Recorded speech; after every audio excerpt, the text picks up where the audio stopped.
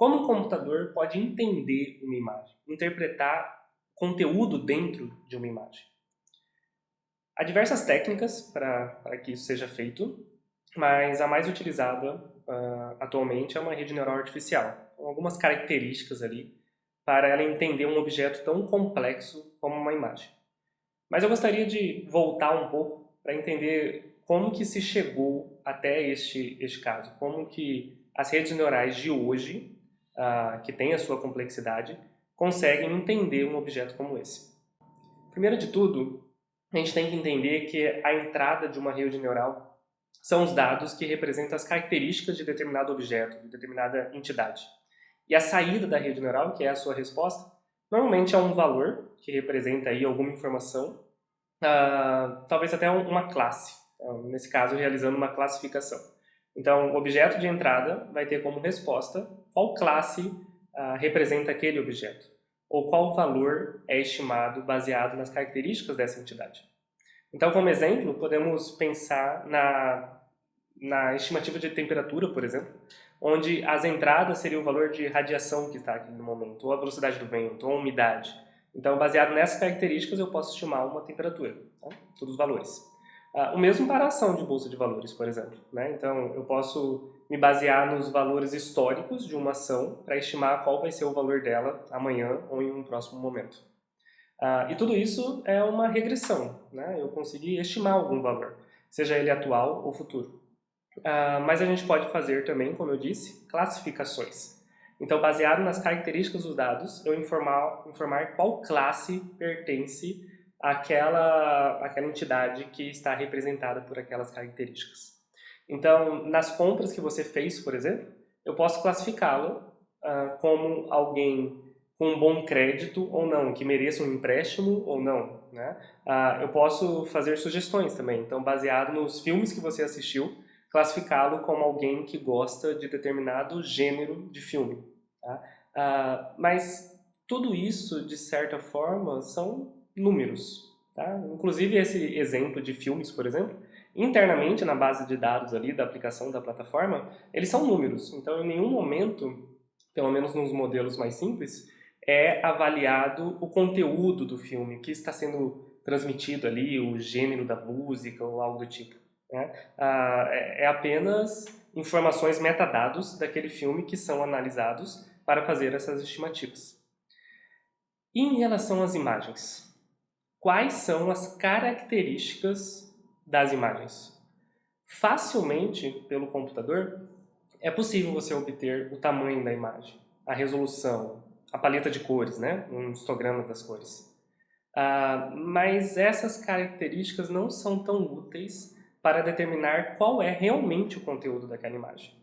Então, como fazer para eu analisar ou dar como resposta que há um cachorro naquela imagem, que há uma placa de trânsito, que há um determinado ponto turístico representado naquela imagem? Se eu tiver um site, por exemplo, de turismo, eu gostaria de analisar as fotos que foram postadas ali para determinar automaticamente que é de determinada região. E para isso eu tenho que saber o conteúdo dessa imagem. Então, quais características são úteis para determinar o que está dentro da imagem? Então, os metadados ali não vão funcionar para isso. Eu realmente tenho que analisar os pixels que estão ali dentro, as formas, as texturas, esses padrões para determinar as classes que representam, que estão ali contidas na imagem. Bom, e é necessário, então, que a rede receba, de alguma forma, essas características, certo? Então, vamos pegar um exemplo bem simples. Essa imagem aqui. Então, é uma imagem preto e branco, né? Com formas bem simples, não tem muitos detalhes na imagem, mas é uma imagem. Okay?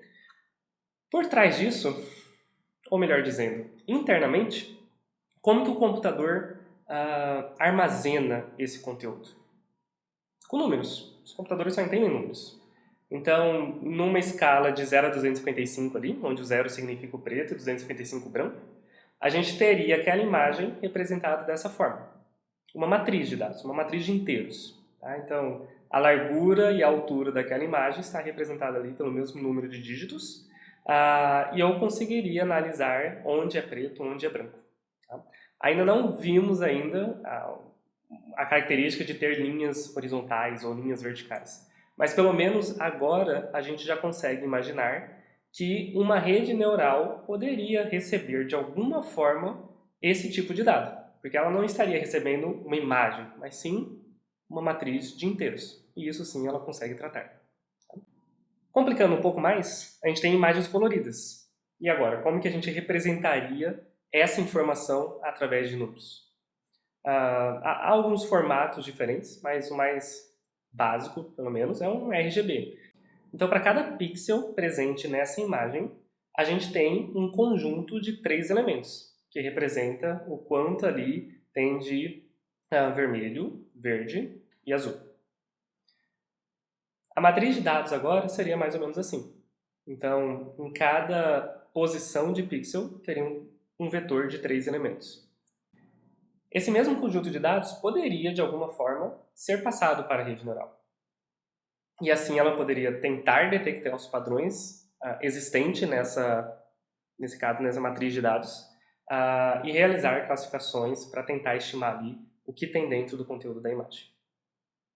Se vocês lembram bem, a rede neural tem a sua camada de entrada, né, que recebe um vetor n-dimensional.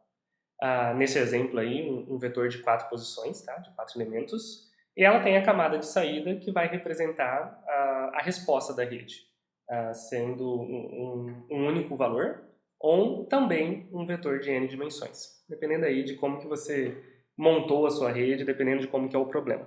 Tá? Mas eu quero dar atenção na camada de entrada agora. Então, o que a gente está acostumado a ver é exatamente isso, um vetor de n posições.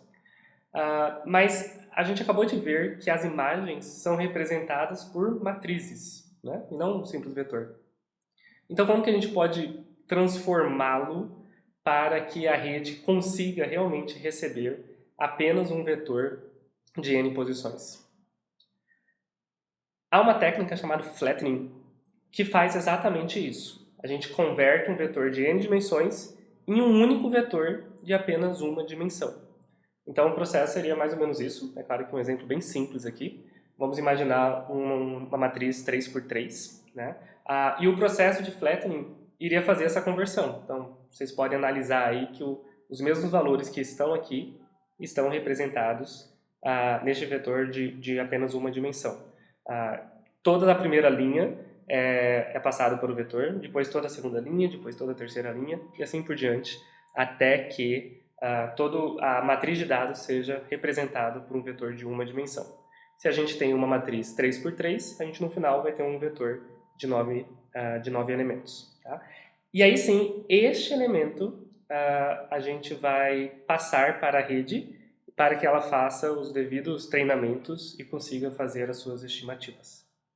Se você estiver utilizando uma biblioteca como Keras, todo esse processo vai ser bem simples. Tá? Então, aí um exemplo bem fácil de ser aplicado. Então, há uma camada, pelo menos no Keras, específico só para aplicar o flattening. Então, você, em determinado momento, né, da estrutura da sua rede, você adicionaria essa camada e ele automaticamente iria fazer essa conversão para possibilitar os devidos processamentos. Vamos pegar um exemplo aqui mais prático, tá bom? Então, tem uma base bem conhecida, principalmente pelos meios didáticos, que é o MNIST, que ele representa números escritos à mão. Tá? Então, são milhares de imagens, 70 mil, para falar a verdade, 60 mil só para o treinamento e 10 mil para realizar os testes, onde cada imagem tem 28 por 28 pixels e eles estão todos em escala de cinza. As classes deles, como vocês podem imaginar, são 10, que representa os dígitos existentes de 0 a 9. Uma imagem, então, pode ser representada assim. Então está aí o número 4, por exemplo. Vocês podem ver, cada quadradinho desses representa um pixel. A gente tem 28 por 28 pixels. E está em escala de cinza. Quais seriam as características dessa imagem? Cada número tem a sua característica. Então, 4, por exemplo, a gente tem uma pequena linha vertical, uma linha vertical maior aqui e uma linha horizontal, normalmente nessa posição. É claro que há outros formatos de 4, né? E por ser algo feito à mão, cada um tem o seu jeito de escrever, né? Nunca vai ser exatamente esses pixels, nem que seja a mesma pessoa escrevendo novamente o mesmo número, mas será algo aproximado. E a rede neural consegue ter esse poder de generalizar as informações e conseguir aproximar como que deveria ser um 4, por mais que ele tenha mais de um formato. Falando na rede, esse dado, né, esse objeto de 28 por 28 pixels, poderia ser aplicado flattening e virar um vetor de 784 elementos. Este dado que seria passado para a rede neural, e aí haveria todo aí um processamento dos neurônios, né, seja como a rede for preparada, para no final ele dar uma resposta de qual classe pertence a este objeto, seja ele 0, 1, 2, 3, 4, até o 9. Vocês podem imaginar que o número 4, pelo menos, ele vai normalmente acionar determinados neurônios que estão representados ali pelos pixels. Então essa zona aqui normalmente vão estar sendo representados pelos mesmos pixels. Se todos esses neurônios que estão representados por eles foram ativados ao mesmo tempo, ou pelo menos a maioria deles, provavelmente é um 4 que está sendo passado por ali. E ele vai fazer essas mesmas estimativas, essas mesmas detecções de padrões para todos os números, para todas as classes que existem na base de dados. Para tentar, quando aparecer uma imagem nova, ele entender se ali está o 0, se está o 1 e assim por diante. Então, pelo menos nesse caso, a posição dos traços que são as características importantes para realizar a classificação. Com uma rede simples, tá? Não precisamos criar algo tão grandioso, algo de 3 camadas, já seria suficiente para ter uma boa acurácia com essa base de dados. Eu estou falando algo maior que 97% de um grau de confiança aí, para que a rede consiga, em novas imagens, classificar qual dígito está ali. É claro que difícil alcançar a perfeição, né? Então, estes são alguns exemplos ali que, pelo menos nessa rede simples, a rede errou. Tá? Então, nós temos o número 4, o número 5 e o número 7 na terceira imagem.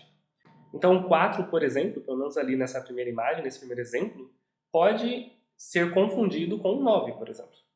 Então, o 9 tem características similares que o 4, e é fácil imaginar por que houve essa confusão. Então, o 4 e o 9 possuem características muito similares, porque eles possuem traços semelhantes, principalmente neste exemplo que está sendo mostrado. Já no segundo exemplo, que deveria ser um 5, pode ser confundido com 1, por exemplo, ou, se você pensar bem, pode ser um 3, né, com boa parte dele já realizado. Então, é normal ter esse tipo de confusão. E a terceira imagem pode ser tanto 7 quanto um 2, né? Seria facilmente, até um humano poderia cometer esse equívoco. Ok, essa é uma base em teoria simples, né? Vocês viram que todos os objetos estão centralizados, com o mesmo tamanho. Então, essa acurácia, em grande parte, é devido a essa padronização. Tá? Pelo menos eu avalio assim. Mas e se a gente obter imagens mais complexas? Como que a rede sairia? Então aqui a gente tem uma outra base de dados chamada CIFAR-10. São imagens coloridas de 32 por 32 pixels, então não tem uma resolução muito grande também, assim como o MNIST. Há 60 mil imagens nessa base, 50 mil para treinamento, 10 mil para teste. E ela também tem 10 classes. Só que dessa vez são classes representando veículos e animais. Então, em ordem ali, a gente tem imagens de avião, carro, pássaro, gato, veado, cachorro, sapo, cavalo, navio e caminhão. Então, esse conjunto de dados traz, de certa forma, uma complexidade maior para a rede. Tá? Mas, para efeito de comparação, a gente pode utilizar a mesma estrutura criada com a base de dados anterior, retreiná-la com esses novos dados e ver qual que é o desempenho dela. a acurácia caiu para 44%. Comparada a mais de 97% com o MNIST, a acurácia agora caiu para 44%. E com bases semelhantes. Então, comparando o MNIST com o CIFAR 10, elas tinham uma quantidade de imagens semelhantes. As duas tinham 10 classes. A dimensão, a resolução das imagens era de 28 para 32 pixels, bem semelhantes. Mas com a diferença aí de estar em cores, né? O CIFAR 10. Mas principalmente, não há aquela padronização na posição das imagens. Então a gente pode ver, por exemplo, essas imagens de cavalos. Então, as duas imagens são da mesma classe, cavalo, mas uma está representando o corpo inteiro do cavalo, outro só a cabeça, estão em posições separadas e neste caso vocês podem pensar como que a rede vai classificar isso. Mais importante que isso, quais são as características de cada uma dessas imagens? Então não é à toa que a acurácia baixou tanto, de mais de 97% para apenas 44%. Neste exemplo, não adianta a gente tentar imaginar qual pixel está sendo acionado. Né? Porque, vendo aqui o exemplo dos cavalos, isso não importa. Não é? Então, são diferentes pixels, diferentes posições que têm a característica importante. Talvez a característica mais importante aqui, pelo menos vendo essas duas imagens, é o formato da cabeça do cavalo. É ter essa espécie de triângulo ali presente nas duas imagens, independente da sua direção. Será que é possível a gente extrair essa característica de alguma forma?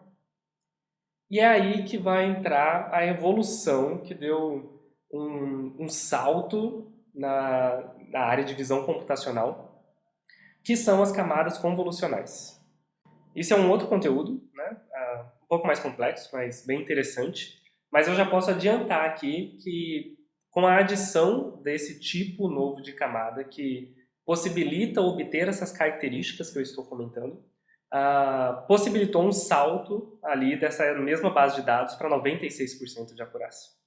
Então, isso prova que é possível obter essas características, né, por mais que seja tão diferente de uma imagem e outra, né, com posições diferentes, com um corte diferente, mas foi alcançado o objetivo de conseguir extrair as características principais de cada classe e aí sim possibilitar que uma rede neural consiga interpretar o conteúdo da imagem e fazer a devida classificação, informando que tipos de objetos existem em uma determinada imagem.